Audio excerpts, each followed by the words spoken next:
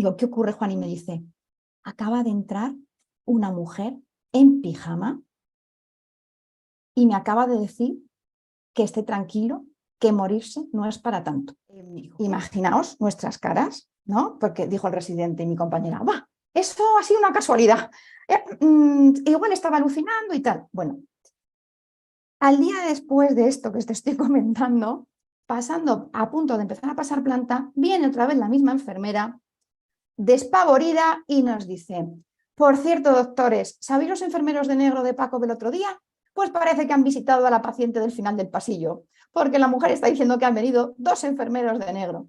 Bueno, nosotros ya los pelos de punta, la adjunta diciendo, estas cosas a veces pasan, no le deis la mayor importancia, no sabemos por qué, pero no todo se adquiere en la Facultad de Medicina. Eso yo creo que lo hemos aprendido muchos compañeros, que cuando hemos terminado pensábamos que todo lo podíamos y todo lo sabíamos, y la realidad ha sido que no, que nuestros pacientes nos han enfrentado cada día con distintas realidades y distintas necesidades.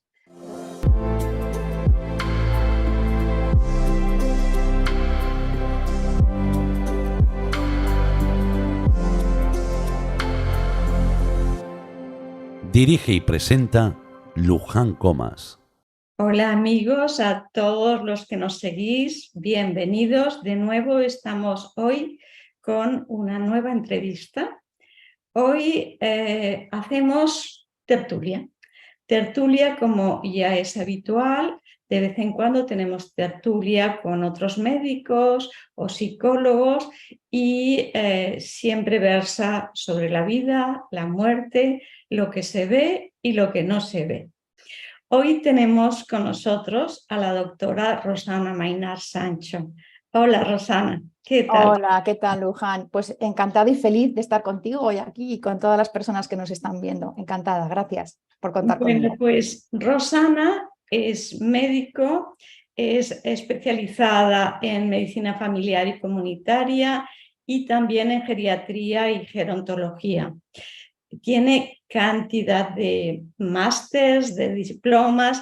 Ella tiene el diploma de estudios avanzados en psiquiatría, tiene el máster en cuidados paliativos, en medicina integrativa y humanista, en nutrición clínica, en sofrología caicediana, cantidad de máster que le ayudan a hacer su trabajo desde una visión más amplia y más integrativa.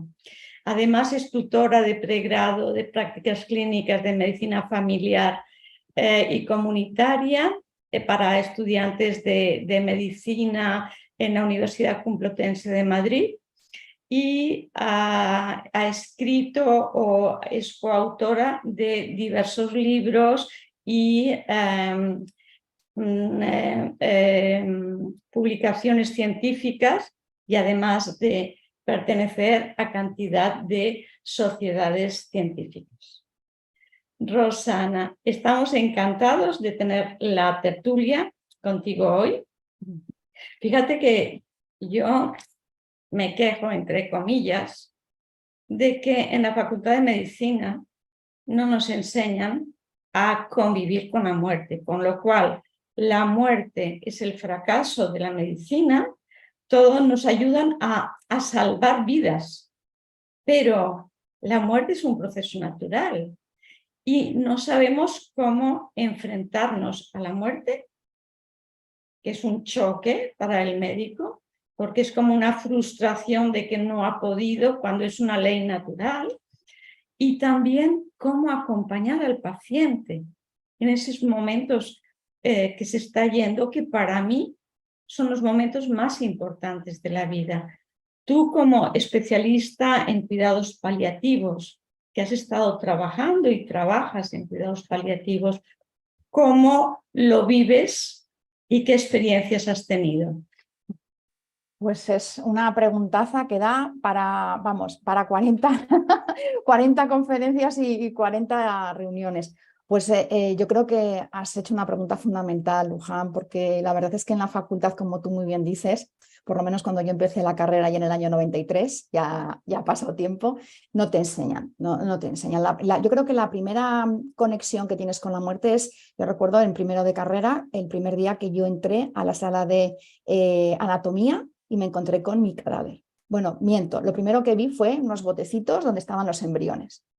Porque empezábamos con la embriología nosotros. Yo soy de Zaragoza y empezábamos en la Facultad de Medicina con la embriología en el primer año de anatomía. Y yo recuerdo el shock de ver el cadáver en esas grandes tinajas que teníamos con formol, ¿no? Para que se pudieran conservar, porque teníamos nuestro cadáver durante 2 años, hacíamos mesas de trabajo y 5 estudiantes de medicina teníamos a nuestro cadáver, que ya era como nuestro amigo. Pero nadie te explicaba que allí había un ser humano, allí había habido vida, ¿no? Si algo me chocaba es que era como un cartón, ¿no? Y de hecho la experiencia que después he tenido acompañando, ¿no?, al momento de trascender, de fallecer de los pacientes y de mis familiares, amigos, etcétera, es que cuando yo les veía vivos, que estaban malitos, o les había visto vivos en algún momento y de repente iba al tanatorio o les veía en la habitación, ahí había un cartón, ahí ya no estaba la esencia, es la percepción que siempre he tenido. Entonces, partiendo de que en la facultad no te enseñan realmente a que ahí había alguien, había un ser humano con toda su trascendencia, con toda su faceta, tenía familia, amigos, que tenía su trabajo, etcétera, y que tenía un proyecto de vida. Además, tampoco, y lo sé por mis estudiantes de medicina que han estado rotando conmigo, tampoco todavía hoy nos enseñan a los estudiantes de medicina y a los médicos a formarnos en técnicas de comunicación en las facultades, por desgracia. Sé que hay alguna facultad que está empezando. Entonces, partiendo de eso, es muy difícil acompañar a morir a un paciente. Porque si simplemente no le sabes decir la noticia de que tiene una enfermedad grave o menos grave, no tienes las herramientas para poder acompañar en esos momentos tan importantes, pues mucho menos tenemos las herramientas para poder acompañarlas en el proceso de morir. Entonces, yo creo que ahí surge un poco la picaresca de cada uno, la intuición, las ganas que uno tenga de formarse, ¿no? Que no todo se adquiere en la Facultad de Medicina. Eso yo creo que lo hemos aprendido muchos compañeros, que cuando hemos terminado pensábamos que todo lo podíamos y todo lo sabíamos, y la realidad ha sido que no, que nuestros pacientes nos han enfrentado cada día con distintas realidades y distintas necesidades. Entonces, partiendo de eso y del hecho fundamental de que si no tienes trabajada tu propia muerte, es muy difícil poder acompañar a otros en el morir, muy difícil. Entonces, yo tuve la suerte de que durante mi formación como médico de familia cayó en mis manos un curso online, que ya empezábamos con las cosas online, de cómo dar malas noticias, de un médico que era psiquiatra y psicoterapeuta en Estados Unidos, y yo ahí empecé a formarme, ¿no?, en pues, cómo dar desde un diagnóstico de un paciente con VIH, con SIDA, por ejemplo, ¿no? Cómo hacerlo, cómo poder gestionar las emociones con pacientes agresivos, ¿no? Y ahí empecé un poquito en esa dinámica. Y luego, como tuve la suerte de poder hacer una segunda especialidad, yo tengo un MIR en medicina de familia y otro en geriatría y gerontología, con mis adjuntos en geriatría en el Hospital Central de la Cruz Roja, aquí en Madrid, tuve la suerte de poder empezar a acompañar de manera más intensa a los pacientes que se marchaban, las personas mayores.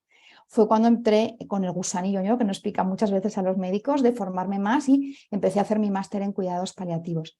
Entonces, allí fue cuando yo aprendí a dar esas noticias de estamos llegando a los últimos momentos, hacer un resumen para ese paciente de por qué estaba en ese momento tan malito. Saber guardar los silencios es muy importante, saber cuándo dar información o no, como también podemos dar información con la mirada, el silencio, un acompañamiento, una mano dada en un momento determinado, ¿no? Y acompañar a respetar al paciente siempre en todo momento, ¿no? Porque no siempre todas las personas están preparadas ni quieren saber en qué momento de su enfermedad o de su proceso están y si van a marchar o no. O sea, todo eso es muy importante, y ahí es tan importante formaciones y cursos y másteres, como que por ejemplo estáis dando vosotros en la Fundación ICLAVI, ¿no? El curso de duelo y acompañamiento en muerte, que además ya sabes que también soy alumno. Ya, yo soy muy, con perdón, culo inquieto, y no dejo de formarme, porque es verdad que cuando yo me formé en máster en cuidados paliativos con la Universidad de Valladolid, a mí me vino fenomenal. Pero es verdad que se queda un poco colgado si te enseñan, por ejemplo, a saber qué medicación dar en cada momento para que tu paciente no tenga dolor, no sufra, pueda trascender de forma tranquila, pero, por ejemplo, no te enseñan a estar ahí a poder interpretar y a poder acompañar a todas esas vivencias tan extraordinarias que vivimos a veces acompañando a pacientes que están a punto de fallecer, de dejar su cuerpo físico y de trascender, ¿no? Entonces, todo eso, de alguna manera, tú te puedes autoformar leyendo libros. Por ejemplo, yo me acuerdo que el primer libro que cayó en mis manos sobre la vida y la muerte fue el de Elizabeth Kubler-Ross, y fue gracias a unos amigos de mis padres que el marido de esta amiga de mi madre había fallecido y ya vio que yo tenía mucha inquietud por el tema y me pasó esos libros.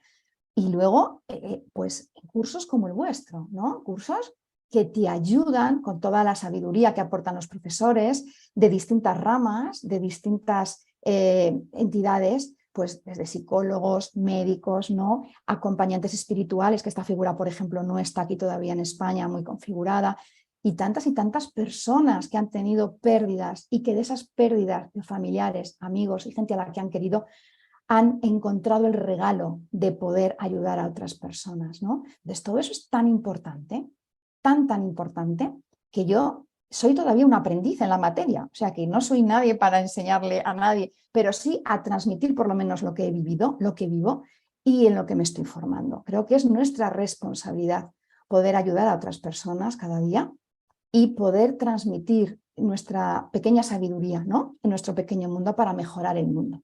Yo creo que eso es muy importante. Si quieres que te cuente experiencias, tengo unas cuantas. Bueno, no quieras. Pues mira, os voy a empezar a contar una experiencia antes de que yo trabajara en el mundo de los cuidados paliativos, que es verdad, que es real, que compartí con otros compañeros y que fue en el Hospital La Paz. Que además en Luján, yo creo que te la comenté en algún momento. Bueno, pues cuando yo estaba haciendo ya, que yo había ya hecho mi formación como médico de familia, ya estaba trabajando, me lié la manta a la cabeza, volví a hacer el MIR porque me gustaban siempre mucho las personas mayores, y hice el MIR de geriatría. Entonces nosotros teníamos la suerte de que rotábamos, hacíamos nuestra formación en el Hospital Central de la Cruz Roja, pero nos mandaban a hacer guardias de puertas en La Paz. Imaginaos La Paz, hospital de primer nivel, Madrid, la cantidad de pacientes que entraban, y además los primeros años rotábamos con los servicios determinados. Entonces rotábamos en UBI, rotábamos en cardiología. Entonces, claro, yo emocionada de poder volver a rotar con estos pedazos de compañeros, y allá que fui. Bueno, en mi rotación en cardiología coincidíamos muchos compañeros de otras especialidades rotando allí en la planta, con el residente de cardiología, con el adjunto que teníamos asignado, etc. Bueno, entonces, segundo día de pasar planta en cardiología en La Paz. Allá que vamos nosotras, la residente de medicina de familia y yo, con nuestro residente de cardiología y el adjunto. Y entonces llega la enfermera y nos dice: oye, doctores, que os puedo contar una cosa. Mira, el paciente de la habitación, pongamos 311, de acuerdo, dice que esta noche han venido a ver unos enfermeros de negro. Y se queda el residente de cardiología: ¿cómo que los enfermeros de negro? O sea, aquí todos vamos de blanco, y vamos de blanco con nuestros pijamas blancos, los médicos, enfermeros, auxiliares, bueno, no se distinguía quién era médico o enfermero, bueno, era igual, éramos todos compañeros. Bueno, total, ¿qué dice la enfermera? Yo le pondría un poco más de haloperidol. Ya sabe, Luján, que el haloperidol es un psicofármaco que utilizamos cuando sospechamos que hay cuadros delirantes, etcétera, para que el paciente no viva con angustia ni ansiedad las cosas que está viendo, normalmente por efecto de la enfermedad tan grave que suele tener. Bueno, ahí se quedó. Total, el residente de cardio ahí a punto. Poner haloperidol. Bueno, llegamos a la habitación y nos encontramos a un señor mayor, con una cardiopatía cardíaca muy avanzada, que estaba en estadio final de su enfermedad, ¿vale? Yo creo que era el segundo o tercer ingreso que tenía en la planta, y que estaba muy malito, pero el hombre estaba completamente cuerdo. Te hablaba con una conciencia plena. Y entonces le ocultamos ahí los tres, ¿no? Y de repente le dice mi compañero residente de cardiología, pongamos que el señor se llamaba Paco. Le dice: Paco, me ha contado mi enfermera que esta noche han venido unos enfermeros de negro. Y dice: ah, sí, doctor, se lo tenía que contar. Y nosotros ya, mi compañera y yo, blancas. Y le dice: bueno, pues cuénteme. Dice: pues nada, han venido dos enfermeros de negro. El residente blanco, se quedó blanco cadavérico, y le dice: y me han dicho que nos teníamos que ir ya. Y yo les he dicho: no, yo no me puedo ir, oiga, que yo no les he dicho a mi mujer y a mis hijos que quieren que me vaya con ustedes. ¿Y dónde me quieren llevar? Y le dice el residente: ¿y qué ha quedado con ellos? Dice: yo les he dicho que vengan otro día, que primero tengo que hablar con mi familia. Bueno, ahí se quedó. Y entonces el residente de cardiología le dice: mire, Paco, es que aquí enfermeros vestidos de negro no tenemos. Y le dice el paciente: bueno, pues a lo mejor sería que por la noche me pareció que iban de negros, pero vamos, se lo estoy contando igual que le veo a usted. Bueno, ahí se quedó, ahí se quedó. Al día siguiente entramos a la planta de nuevo a pasar consulta y nos enteramos de que Paco, nuestro paciente, había fallecido. Bueno, imaginaos nuestras caras, ¿no? Porque dijo el residente y mi compañera, va, eso ha sido una casualidad, igual estaba alucinando y tal. Bueno, al día después de esto que te estoy comentando, pasando a punto de empezar a pasar planta, viene otra vez la misma enfermera, despavorida, y nos dice, por cierto, doctores, ¿sabéis los enfermeros de negro de Paco del otro día? Pues parece que han visitado a la paciente del final del pasillo, porque la mujer está diciendo que han venido 2 enfermeros de negro. Bueno, nosotros ya los pelos de punta, la adjunta diciendo, estas cosas a veces pasan, no le deis la mayor importancia, no sabemos por qué, pero pasan. Debe ser por cosas del cerebro, que pasan cuando estamos tan malitos. Bueno, la señora nos contó lo mismo, que habían entrado 2 hombres de negro, que yo me acuerdo que en aquel momento me acordé de la película City of Angels, de Meg Ryan con Nicolas Cage, que no sé si habéis visto esa película, ¿no? Que iban los ángeles vestidos de negro y era doctora. Tal. Y yo dije, esto no es una casualidad, aquí está pasando algo. Bueno, ahí se quedó, ahí se quedó. Esa es una experiencia que a mí ya me empezó a marcar, ¿no?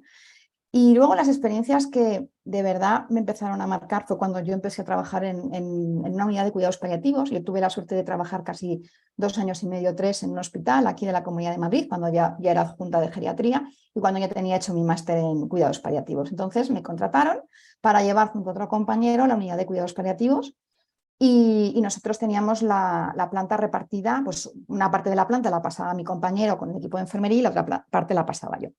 Entonces, de todas las experiencias, porque tendríamos para contar un montón, preciosas experiencias, para nada las vivimos con miedo, para nada. Os puedo contar una que realmente me impactó a mí, impactó a todo el equipo, porque nosotros siempre después de ver a nuestros pacientes teníamos sesiones para ver cómo podíamos ayudar a nuestros pacientes, pues tanto a nivel físico, para que no tuvieran dolor, malestar, como también a nivel emocional con nuestra psicóloga, con los cuidados de enfermería, nuestras fantásticas enfermeras, nuestros auxiliares e incluso nuestras limpiadoras. A veces eran interlocutoras válidas, porque lo que no me contaban a mí, porque a lo mejor yo no les daba confianza al paciente, se lo acababan contando a mi compañera de la limpieza que entraba, hablaban de los chicos, qué tal los nietos, y le acababan contando estas cosas. Y entonces nuestra limpiadora, ¿verdad, Luján? También nos contaba las cosas y era parte del equipo, porque si algo aprendí en todo este tiempo es que a veces no encontramos un interlocutor válido cuando estamos enfermos en nuestro doctor o en nuestra enfermera, pero así a lo mejor en el auxiliar de clínica que entra a traernos la comida, o a lo mejor en esa persona que ha pasado un momento que es voluntaria para estar con nosotros. Entonces, a todas estas personas hay que escucharlas siempre. Hay que escuchar a todos los equipos, a todos los miembros del equipo, porque todos somos importantes en los equipos de los cuidados de las personas, todos. Entonces, una de las experiencias que vivimos súper tremenda fue la siguiente. No voy a decir nombres para guardar la intimidad de mis pacientes y de mis compañeros, pero tuve la suerte, yo siempre digo que he tenido la suerte de poder acompañar a muchas personas. Tuvimos la suerte de tener en nuestra planta en aquel tiempo a una mujer de nacionalidad latinoamericana que llevaba viviendo en España muchísimos años. Había dejado su país siendo su niña muy chiquitita, unos 3 añitos, al cuidado de su madre. Y se había venido a España a trabajar. Yo conocí a esta paciente porque llegó a la unidad proveniente de otro hospital de la Comunidad de Madrid porque su situación era ya muy avanzada. Tenía un cáncer de útero, un cáncer ginecológico muy avanzado, de muchos años de evolución, con muchos tratamientos, pero que ya la situación, pues no había un tratamiento curativo al uso y sobre todo habíamos valorado ya darle calidad y confort al final de sus días, ¿no?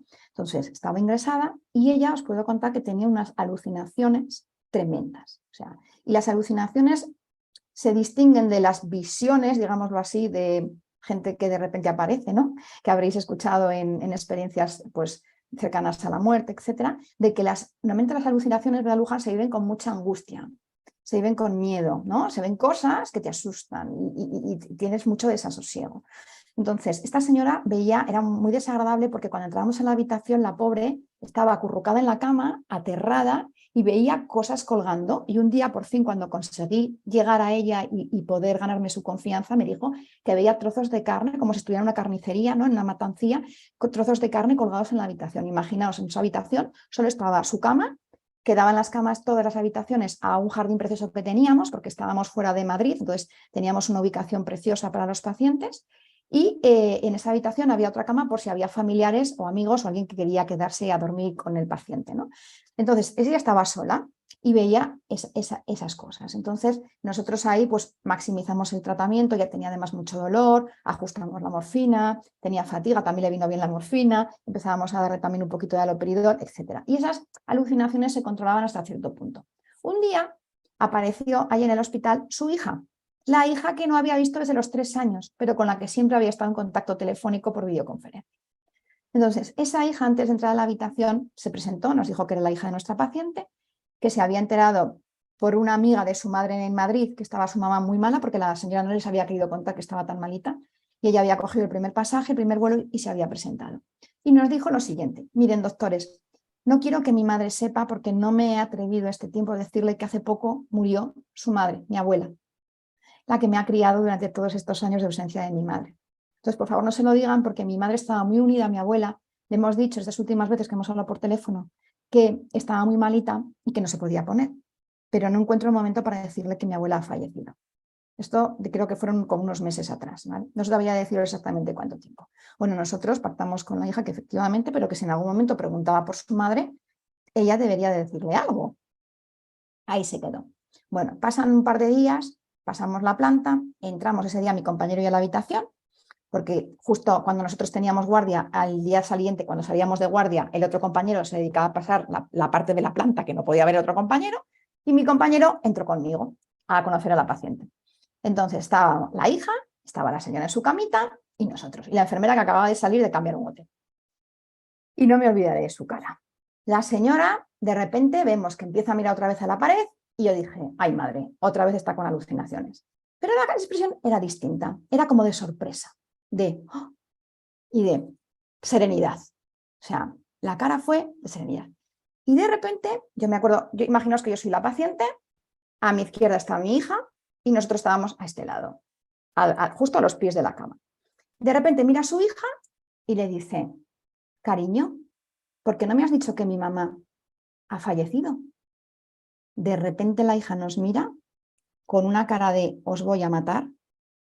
Mi compañero y yo nos miramos alucinados, porque nosotros no habíamos dicho absolutamente nada, de nada, de nada. A mí se me pusieron los pelos como escarpias y yo dije, ay Dios mío, ¿qué está viendo la madre? Yo lo viví así. Entonces, cuando ya acabamos de explorarla, de verla, la señora os puedo asegurar que su cara no era de miedo como las otras veces. Era de estar viendo algo maravilloso para ella. Serena, blanca, recuperó el color, tenía un color pajizo de estar muy malita y de repente fue como un momento de serenidad. Y es más, le dijo a la hija, no, vete con los doctores, como que quería estar con lo que estaba viendo, con su madre. Salimos de la habitación, no os podéis imaginar el chaparrón que nos cayó de la hija. Qué poca vergüenza tienen, qué poco profesionales. Yo me acuerdo que me agarró mi compañero la mano diciendo, déjale que se desahogue, ¿vale? Entonces nos la llevamos a otra sala que tenemos donde dábamos las comunicaciones, donde teníamos reuniones con nuestros familiares. Y cuando acabó la pobre de llorar, patalear, porque tenía rabia contenida, tenía tal, le dijimos, mira, es que nosotros no le hemos dicho nada. Pues alguien del equipo, ha tenido que ser alguien del equipo. Pues no había sido nadie. La hija volvió a la habitación, habló con la madre, al rato salió, nos dijo, efectivamente, mi madre dice que nadie de ustedes se lo ha dicho.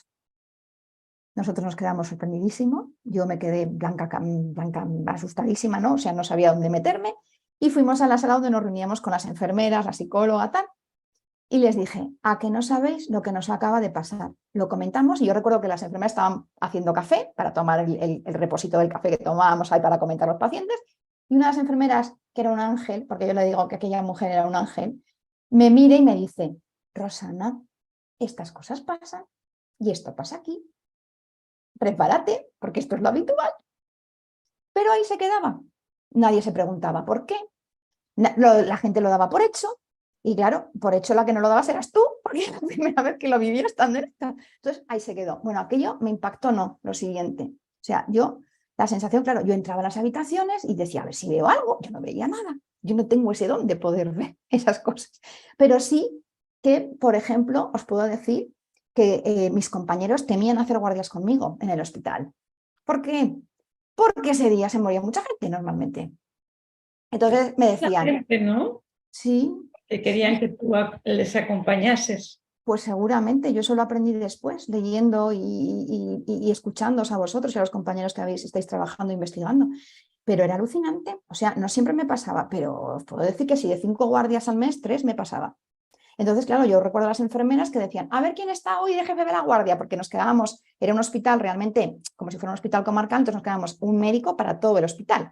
Entonces mis guardias eran un poco malas, porque de repente mis enfermeras decían, uy, que está la Mainar, bueno, preparaos, menuda guardia nos espera. Entonces yo recuerdo estar haciendo la ronda en la planta de paliativos y también me llamaban de la planta de arriba de psicogeriatría porque había alguien que estaba poniendo muy malito o mis compañeros ese día me decían, Rosana, está a punto de fallecer tal y tal paciente, para que estés pendiente, pásate. Ellos encantados, porque como también era paliativista, sabían que morirían tranquilos, que no los iba a dejar marchar con dolor, etc. Entonces, claro, mis guardias eran toledanas. Bueno, Luján, de hecho, yo ahora pensándolo, ya tuve esa experiencia de que se morían muchos pacientes en mis guardias cuando yo era residente de familia.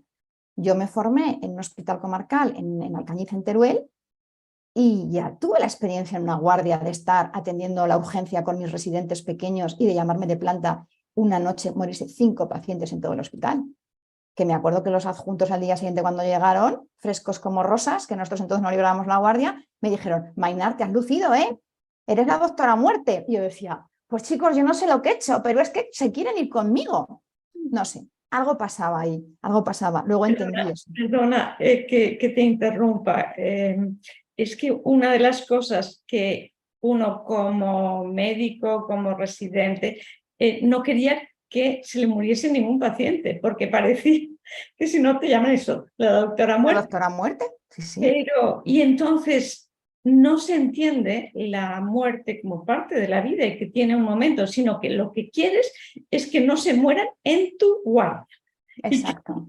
Lo lleves Exacto. en San Era Benito. como, yo ya he librado, el siguiente que llegue se lo queda, ¿no? Y era como, pero vamos a ver, por favor, que estamos, que es que de alguna manera yo aprendí después que aquello fueron regalos. Los pacientes sentían que conmigo estaban más conectados seguramente con su trascendencia, con algo más allá, ¿no?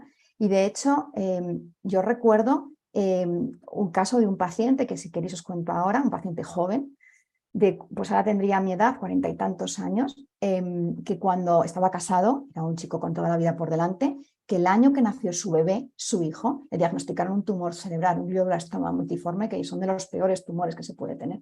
Bueno, esa persona pasó de ser independiente, de tener su profesión, a empezar a deteriorarse, a acabar encamado. Ese niño, su hijo, que era pequeñito, cuando yo le conocí, tenía 4 o 5 añitos, había vivido con normalidad que papá estaba malito. Es más, yo recuerdo a ese niño, que era un ser de luz y de amor, que yo digo que los niños son seres de luz y de amor maravillosos, venía a ver a papá al hospital con mamá y venía al despacho de Rosana y se ponía a pintar conmigo. Entonces yo le dejaba ahí mis bolis, tal, en mis guardias, y me acuerdo que entraba y me decía, hola Rosana, y se ponía a pintar. Bueno, pues ese niño un día entra y me dice, Rosana, yo estaba de guardia aquella noche, me dice, Rosana, ¿sabes que papá se va a ir ya? Y le dije, claro, yo con los niños alucino porque tienen una clarividencia que ya la quisiéramos mantener de adultos nosotros, ¿no? Y de repente le digo, ¿por qué dices eso, cariño? ¿Cómo lo sabes? Y me miró así y me dice, porque lo sé. Jo, Rosana, lo sé. Entró a la habitación del padre, le dio un besito, habían venido sus tíos a por él para llevárselo a casa y aquella tarde-noche se quedó su mujer. Yo estaba de guardia. Aquella noche falleció el paciente. Falleció. Y yo me acuerdo de llamarme, yo me había tumbado un rato en la habitación, de llamarme a las enfermeras y de decirme, Rosana, que se va el paciente, bájate, que está su mujer muy nerviosa, su mujer que había vivido con él y había cuidado al mismo tiempo de ese pequeñín, del hijo de ambos y de su marido. bajé y me acuerdo que ella estaba, a pesar de haber trabajado con ella mucho ese momento, ella en aquel momento es tal el dolor de pensar que no vas a volver a ver a tu ser querido, que ella se descuadró, no acertaba ni llamar a la funeraria. Me acuerdo que la ayudé a llamar, llamamos a la funeraria juntas para dar el número que damos para que vengan a recoger el cuerpo, ¿no?, de las personas. Y la pobre, yo me acuerdo que se abrazó a mí llorando y yo lloré con ella, porque son experiencias tan fuertes, tan bonitas, tan de vida, que yo digo que son experiencias de vida. La vida continúa más allá de aquí. Yo no he tenido experiencias cercanas a la muerte y si las he tenido no soy consciente de ella, pero os puedo decir que estas experiencias perimuerte, que ahora sé que se llaman experiencias perimuerte, son experiencias, son regalos de vida, regalos de vida. Y aquella experiencia de aquel niño pequeño con su papá, la naturalidad con la que vivía, que su papá iba a trascender. Él no le puso nombre a papá se va a morir, Rosana. Papá se va a ir, Rosana, y se vaya. Esa clarividencia que la criatura tuvo, a mí me sigue emocionando, porque los niños tienen una luz especial para estas cosas. Tienen una luz especial, o sea, es tremendo, tremendo, tremendo. Otra experiencia que os cuento. Eso es conciencia no local. O sea, Exacto. la información está ahí. Exacto. El que tiene la antena la capta, ¿no? Como puede ser el niño que no tiene creencias, que no tiene... Exacto. Todavía es puro, ¿no? Otra experiencia, otra de mis guardias, otra experiencia tremenda fue la de, llevábamos a 2 pacientes en la planta que no se pudieron conocer. Muchas veces, a ver, la gente piensa que cuando llega a una unidad de cuidados paliativos es ya me voy a morir. A ver, a veces llegas y sí, son horas, minutos, ¿vale? Pero muchas veces no, hay gente que vive en la planta, incluso gente que en las plantas de cuidados paliativos, que son cuidados de vida, ¿de acuerdo? Se lo quiero transmitir, porque todos en algún momento de nuestra vida podemos necesitar de unos cuidados paliativos, ¿vale? Y no quiere decir que vamos a morir ya físicamente, ¿de acuerdo? Había 2 pacientes que no se podían conocer, y eso doy fe, porque los 2 estaban paralíticos, no podían moverse de la cama. La paciente que yo llevaba, si esta era una puerta y este era el pasillo, esta era otra puerta. Aquí estaba mi paciente y aquí estaba el paciente que llevaba mi compañero, ¿de acuerdo? La paciente de esta puerta era una paciente que tenía una enfermedad degenerativa, que se había quedado paralítica, no se podía mover de cintura para abajo y estaba muy malita. Tenía además otros procesos concomitantes y estaba en situación pues ya de final de vida, de enfermedad. Y era una mujer muy característica físicamente porque tendría unos 50 y tantos años, llevaba el pelo rubio, súper bonito, una melena preciosa y tenía un tatuaje a este nivel. ¿Vale? Os cuento esto por algo que os vais a... Tenía un tatuaje. Bueno, en una de mis guardias, y el paciente que estaba aquí enfrente de su habitación era un paciente paralítico con una ELA, una esclerosis lateral amiotrófica, es una enfermedad degenerativa tremenda, en la cual es como si al final tú te quedaras encerrado en tu cuerpo, un cuerpo que no te responde para nada, ¿no? Pero él podía todavía hablaba, ¿no?, con nosotros. Entonces yo conocí a los 2 pacientes porque estábamos en una época de verano y en la ausencia de mi compañero yo veía su parte de la planta, veía a sus pacientes, igual que él veía a los míos. Aquella noche de mi guardia la paciente ya estaba muy malita, había entrado en coma y yo ya les dije a las enfermeras de la planta de aquella noche que cualquier cosa por favor me avisaran porque estaba muy, muy malita. Su familiar se había tenido que marchar, esa noche no se podía quedar y ella se había quedado un poco al cuidado nuestro con nuestras enfermeras y nuestros auxiliares. Entonces me llamó la enfermera, creo que eran la 1 a las 2 de la mañana, y me dice, Rosana, baja porque está a punto de marcharse ya, va a fallecer ya tu paciente.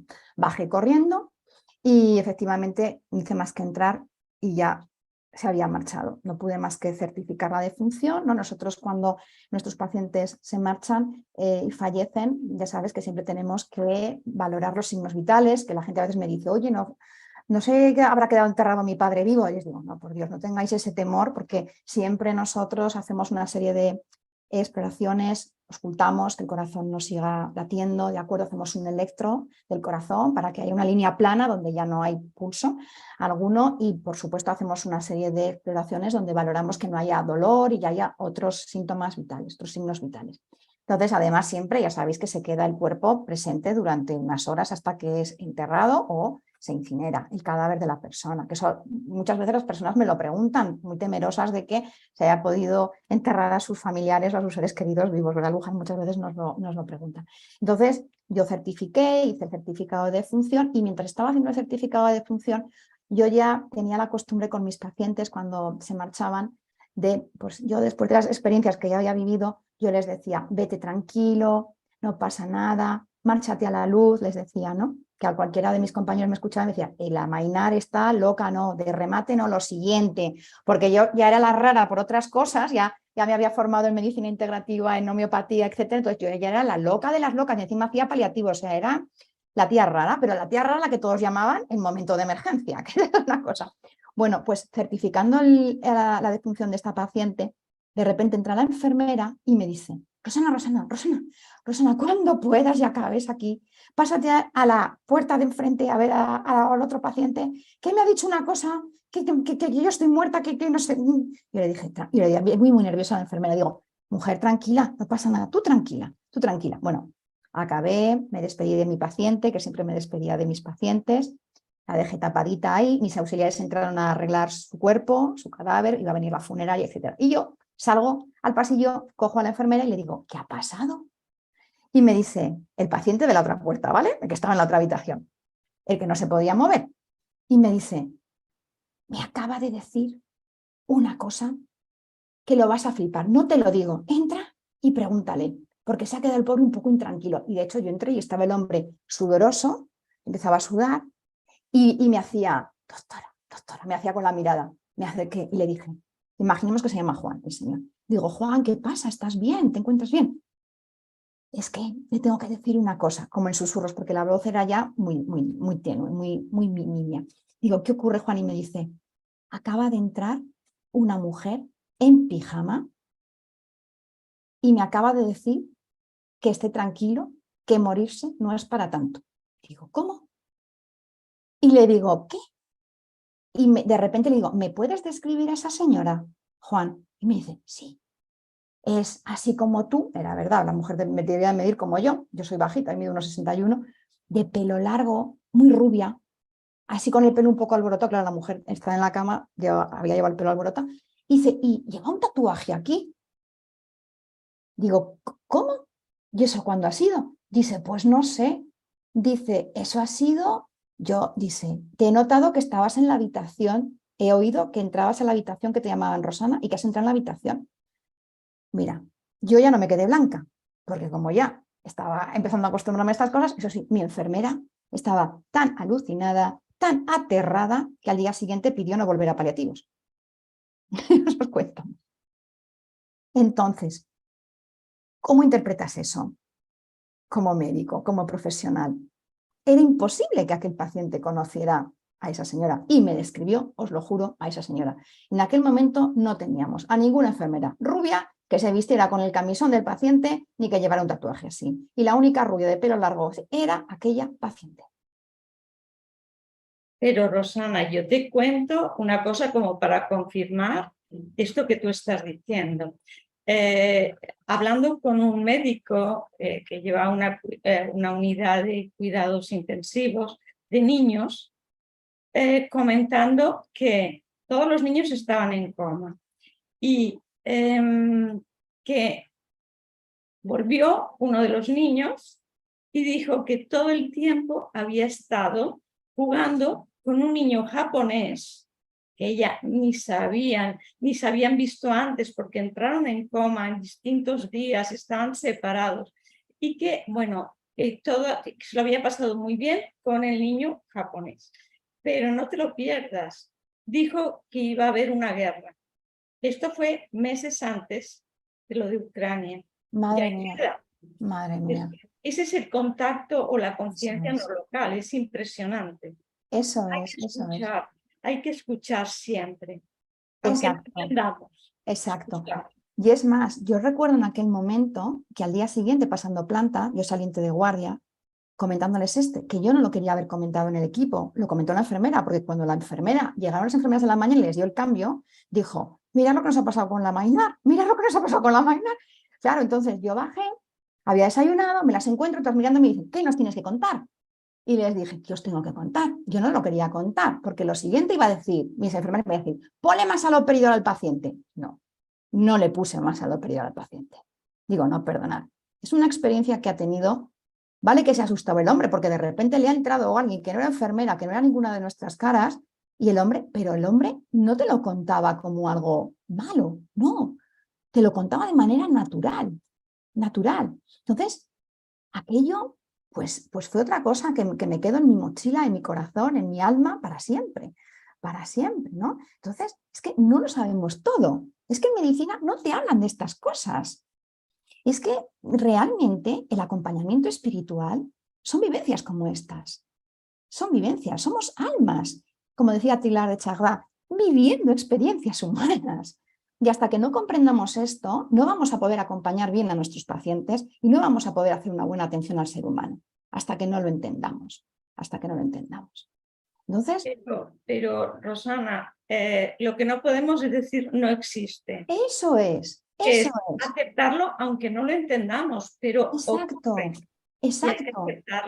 Exacto, porque es que además el estar abierto, como digo yo, de corazón y de mente y de espíritu a estas cosas, te ayuda a ser más sabio, a poder formarte mejor y a poder atender también mejor a los pacientes que acompañas y a tus seres queridos, porque transmites serenidad, transmites paz y también ayudas, ¿no?, a otras personas, si viven la experiencia, a decirles que no están locos, que yo no estoy loca, yo estoy súper cuerda y yo llevo mi vida normal y estas experiencias las he vivido con mis pacientes.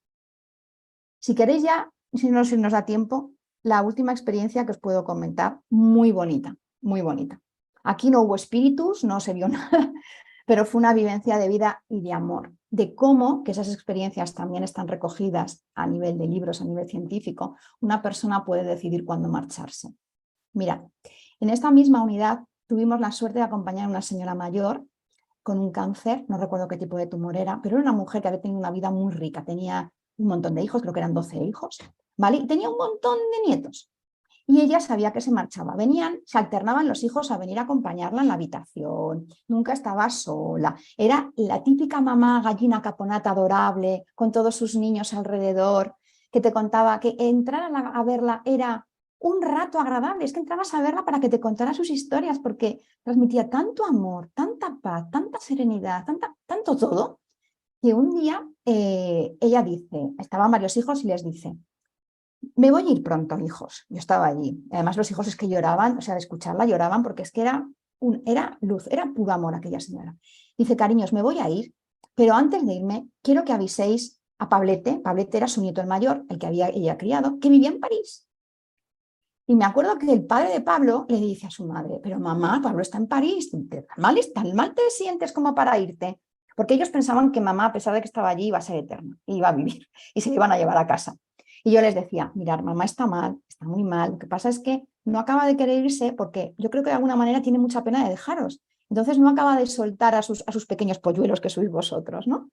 Entonces avisaron a Pablo y Pablo se presentó. Una de mis guardias un sábado apareció allí en el hospital, cogió el pobre el avión, el tren, se presentó, un autobús que había que coger para llegar allí bueno, llegó. Y aquella tarde, oh sorpresa, estaba toda la familia, todos, porque es verdad que 2 días antes había estado francamente mal.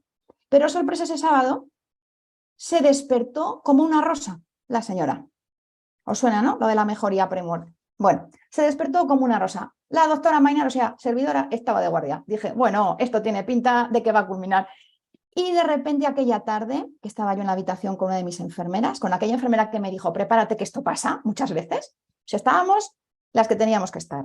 Todos los niños, los nietos, aquella habitación parecía una fiesta. Es verdad que nosotros con nuestros pacientes paliativos éramos mucho más permisivos con las visitas, podían venir hasta las mascotas, o sea, que mi gerente las dejaba enseñarlas por la ventana. Yo discutía con él: deja entrar al perrito, no me dejaba. Bueno, total. Aparece Pablo, la cara de la señora cuando vio a aquel nieto fue de: Pablo, cariño. Un abrazo, un lloro, un momento precioso. La enfermera y yo salimos de la habitación para dejarles ese momento de intimidad, pero de repente el hijo sale y me dice: doctora, dice mi madre que entre con la enfermera. Y de repente estaban todos hablando, preguntando a Pablo qué tal en París, todo esto, ¿no? La mujer ya una cara de felicidad. Me coge a mí y a la enfermera, nos acerca a su oído y nos dice, muy cerquita de ella: Rosana, por favor, cógete mi monedero y llévatelos a todo a la cafetería que merienden, que invito yo. Y le dije: ¿en serio? ¿quieres que haga eso? ¿No quieres que me quede contigo? Porque yo percibía que quedaba poco. Y me dice, sí. Y le dijo a mi enfermera, tú te vas a quedar conmigo, ¿verdad, cariño? Y le dijo a mi enfermera, no, no lo dudes, me quedo contigo. Entonces, yo me acuerdo que le di la mano, me acerqué, le di así un beso, ¿no? Y le dije, tú no te preocupes que yo hago lo que tú me digas. Dice, cógete el monedero e invítalos a todos a merendar. Café con leche, lo que les apetezca, dulces, lo que quieran. Que yo, me dijo, Rosana, ya me voy a ir, ya me voy a ir. Entonces me acuerdo, tú imagínate yo con el monedero de la señora apareciendo en la cafetería del hospital con una banda de familia, que yo parecía allí la matriarca, y los hijos no entendían nada. Y claro, porque todos le dijeron, hasta ahora, mamá. Fue una despedida súper natural y súper bonita, como quien va a volver a ver a mamá en un rato, ¿vale? No hice más que empezar a pagar con el dinero de la señora. Aparece, me acordaré siempre, la cafetería era muy grande porque era la cafetería del restaurante del hospital. Veo a lo lejos, entrando por la puerta de la cafetería, a mi enfermera y me hacía así con la cabeza de que había fallecido. Entonces, yo me acuerdo de decirle a la familia, mirad, vuestra madre quiere que acabéis de merendar tranquilos y luego vamos hacia la habitación, ¿vale? Y todos, ¿queréis a tomar algo, doctora? Dije, no, no, no, os espero allí en la puerta, ¿vale? Cuando yo llegué a la habitación, ella se había marchado. Yo esperé a la familia, aún me emociono, aún me emociono y les conté lo que había pasado. Esas experiencias son experiencias que uno ha vivido y son experiencias que te marcan para siempre, Luján, te marcan para siempre. Pero qué bonito. Y además es una cosa que suele ocurrir bastante cuando Sí. llega el último de la familia que se quieren despedir, aguantan hasta ese momento y ya se van. Y se van cuando no hay nadie en la habitación frecuentemente, ¿no? Nadie que les aprisione, que les tenga aquí porque se tienen que ir. Y además, fíjate, fue muy bonito porque después de que pudieron despedirse de ella, del cuerpo de su madre, de su abuela, ¿no? Bueno, aquel nieto de París, yo no había visto llorar un chico tan grande, tan alto, tan guapo, llorar como aquel chaval, cómo lloraba aquella criatura. Pero qué regalo, ¿no? Qué regalo le hizo a su abuela, ¿no? De poder, y él a ella, ¿eh? Fueron dos almas conectadas, ¿eh? Me acuerdo que hablé con mi enfermera y le dije, ¿qué tal se ha marchado? Y dice, Rosana, en paz. Ha mirado de repente a una esquina, ha sonreído y ahí se ha quedado. Fue precioso, precioso, Luján, precioso. Que seguramente sonrió a las familias que venía a buscarle, ¿no? Yo creo que fue su marido porque estaba súper enamorada de su marido. Yo creo que sí nos hablaba mucho de él. No sé, es mi elucubración, ¿vale? Vamos a decirlo así.